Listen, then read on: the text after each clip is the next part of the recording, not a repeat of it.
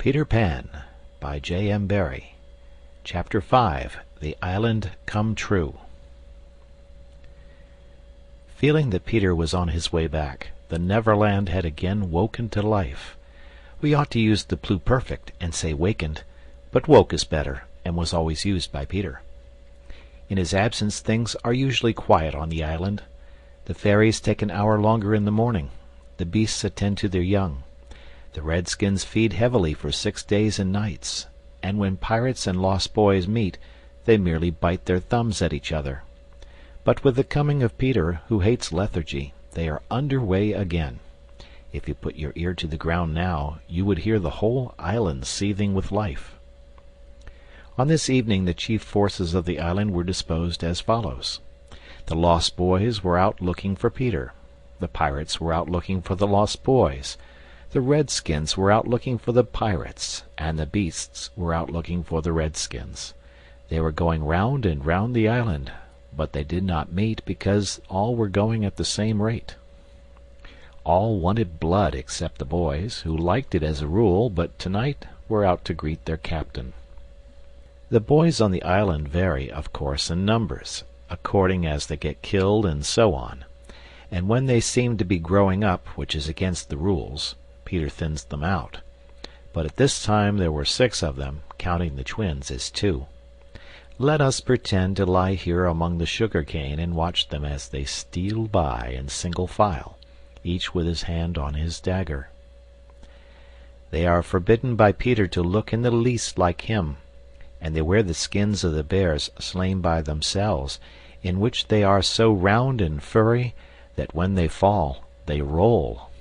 They have therefore become very sure-footed. The first to pass is Toodles, not the least brave but the most unfortunate of all that gallant band. He had been in fewer adventures than any of them, because the big things constantly happened just when he had stepped round the corner.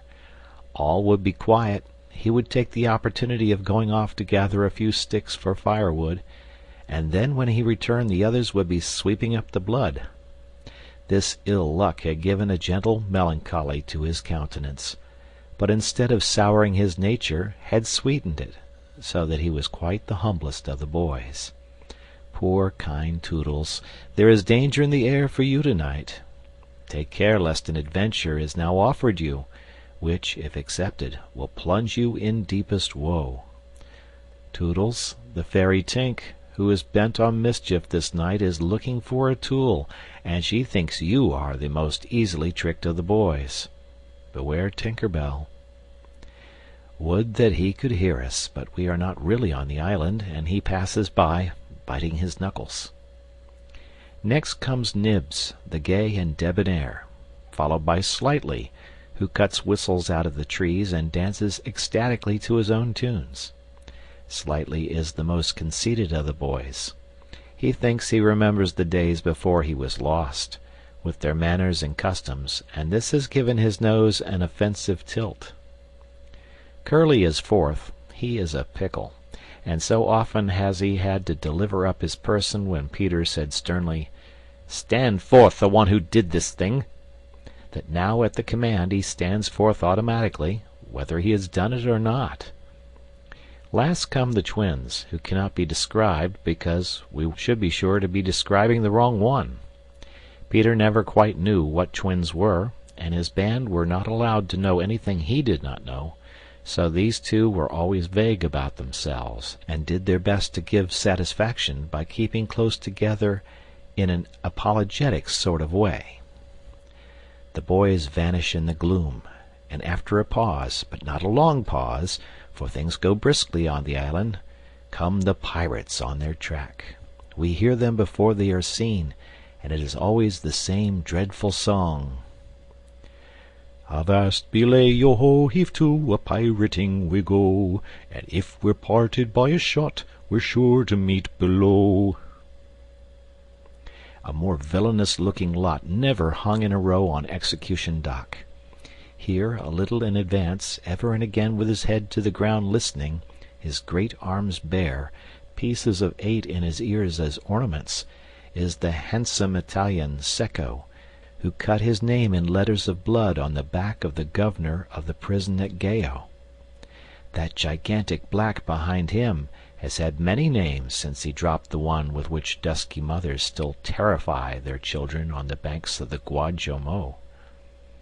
Here is Bill Jukes, every inch of him tattooed, the same Bill Jukes who got 6 dozen on the walrus from Flint before he would drop the bag of Mordores, and Cookson, said to be Black Murphy's brother, but this was never proved, and Gentleman Starkey, once an usher in a public school and still dainty in his ways of killing, and Skylights, Morgan Skylights, and the Irish boatswain Smee, an oddly genial man who stabbed, so to speak, without offence, and was the only nonconformist in Hook's crew, and Noodler, whose hands were fixed on backwards, and Robert Mullins, and Alf Mason, and many another ruffian long known and feared on the Spanish Main. In the midst of them, the blackest and largest in that dark setting, reclined James Hook, or as he wrote himself, J.A.S. Hook, of whom it is said he was the only man that the sea cook feared. He lay at his ease in a rough chariot drawn and propelled by his men, and instead of a right hand he had the iron hook with which ever and anon he encouraged them to increase their pace. As dogs this terrible man treated and addressed them, and as dogs they obeyed him. In person he was cadaverous and blackavised, and his hair was dressed in long curls, which at a little distance looked like black candles, and gave a singularly threatening expression to his handsome countenance. His eyes were of the blue of the forget-me-not, and of a profound melancholy, save when he was plunging his hook into you, at which time 2 red spots appeared in them and lit them up horribly. In manner, something of the Grand Seigneur still clung to him, so that he even ripped you up with an air, and I have been told that he was a raconteur of repute. He was never more sinister than when he was most polite, which is probably the truest test of breeding, and the elegance of his diction, even when he was swearing, no less than the distinction of his demeanour, showed him one of a different caste from his crew.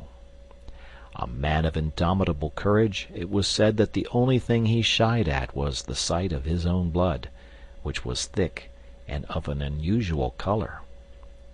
In dress he somewhat aped the attire associated with the name of Charles II, having heard it said in some earlier period of his career that he bore a strange resemblance to the ill-fated Stuarts, and in his mouth he had a holder of his own contrivance which enabled him to smoke 2 cigars at once.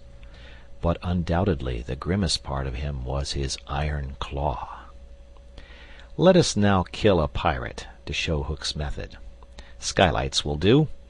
As they pass, Skylights lurches clumsily against him, ruffling his lace collar. The hook shoots forth, there is a tearing sound, and one screech. Then the body is kicked aside, and the pirates pass on. He has not even taken the cigars from his mouth. Such is the terrible man against whom Peter Pan is pitted. Which will win? On the trail of the pirates, stealing noiselessly down the warpath, which is not visible to inexperienced eyes, come the redskins, every one of them with his eyes peeled. They carry tomahawks and knives, and their naked bodies gleam with paint and oil. Strung around them are scalps, of boys as well as pirates, for these are the Pickaninny tribe, and not to be confused with the softer-hearted Delawares or the Hurons. In the van on all fours is Great Big Little Panther, a brave of so many scalps that in his present position they somewhat impede his progress. Bringing up the rear, the place of greatest danger, comes Tiger Lily, proudly erect, a princess in her own right. She is the most beautiful of dusky Dianas, and the belle of the Pickaninnies, coquettish, cold, and amorous by turns. There is not a brave who would not have the wayward thing to wife, but she staves off the altar with a hatchet. Observe how they pass over fallen twigs without making the slightest noise. The only sound to be heard is their somewhat heavy breathing. The fact is that they are all a little fat just now after the heavy gorging, but in time they will work this off. For the moment, however, it constitutes their chief danger. The redskins disappear as they have come, like shadows, and soon their place is taken by the beasts, a great and motley procession, lions, tigers, bears, and the innumerable smaller savage things that flee from them, for every kind of beast, and more particularly all the man-eaters, live cheek by jowl on the favored island. Their tongues are hanging out. They are hungry tonight. When they have passed, comes the last figure of all, a gigantic crocodile. We shall see for whom she is looking presently. The crocodile passes, but soon the boys appear again, for the procession must continue indefinitely until one of the parties stops or changes its pace. Then quickly they will be on top of each other. All are keeping a sharp lookout in front, but none suspects that the danger may be creeping up from behind. This shows how real the island was. The first to fall out of the moving circle was the boys. They flung themselves down on the sward close to their underground home. "I do wish Peter would come back," every one of them said nervously, though in height and still more in breadth they were all larger than their captain. "I am the only one who is not afraid of the pirates," Slightly said, in the tone that prevented his being a general favorite, but perhaps some distant sound disturbed him, for he added hastily, "But I wish he would come back and tell us whether he has heard anything more about Cinderella." They talked of Cinderella, and Toodles was confident that his mother must have been very like her. It was only in Peter's absence that they could speak of mothers, the subject being forbidden by him as silly. "All I remember about my mother," Nibs told them, "is that she often said to my father, 'Oh, how I wish I had a check-book of my own.' I don't know what a check-book is, but I should just love to give my mother one." While they talked they heard a distant sound. You or I, not being wild things of the woods, would have heard nothing, but they heard it, and it was the grim song. Yo ho, the pirate life, the flag of skull and bones, a merry hour, a hemp and rope and hay for Davy Jones. At once the lost boys... But where are they? They are no longer there. Rabbits could not have disappeared more quickly. I will tell you where they are. With the exception of Nibs, who has darted away to reconnoiter, they are already in their home under the ground, a very delightful residence of which we shall see a good deal presently. But how have they reached it? For there is no entrance to be seen, not so much as a large stone, which if rolled away would disclose the mouth of a cave. Look closely, however, and you may note that there are here 7 large trees, each with a hole in its hollow trunk as large as a boy. These are the 7 entrances to the home under the ground, for which Hook has been searching in vain these many moons. Will he find it tonight? As the pirates advanced, the quick eye of Starkey sighted Nibs disappearing through the wood, and at once his pistol flashed out, but an iron claw gripped his shoulder. "Captain, let go!" he cried, writhing. Now, for the first time, we hear the voice of Hook. It was a black voice. "Put back that pistol first," it said threateningly. "It was one of those boys you hate. I could have shot him dead." "Aye, and the sound would have brought Tiger Lily's redskins upon us. Do you want to lose your scalp?" "Shall I after him, Captain?" asked pathetic Smee, "and tickle him with Johnny Corkscrew?" Smee had pleasant names for everything, and his cutlass was Johnny Corkscrew because he wiggled it in the wound. One could mention many lovable traits in Smee. For instance, after killing, it was his spectacles he wiped instead of his weapon. "Johnny's a silent fellow," he reminded Hook. "Not now, Smee," Hook said darkly. "He is only one, and I want to mischief all the 7. Scatter and look for them."